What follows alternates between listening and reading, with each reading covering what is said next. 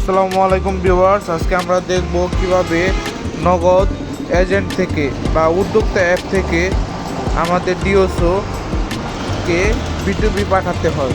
তো প্রথমে আমরা ব্যালেন্স চেক করে হোম পেজে আসব। তারপর এই যে ক্যাশ ইনের পরে দ্বিতীয় নাম্বার অপশনটা যে বিটুবি, এখানে ক্লিক করব।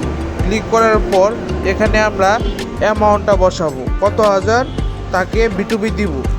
যেমন আমি পাঠাচ্ছি এখন 10,000 টাকা। তারপর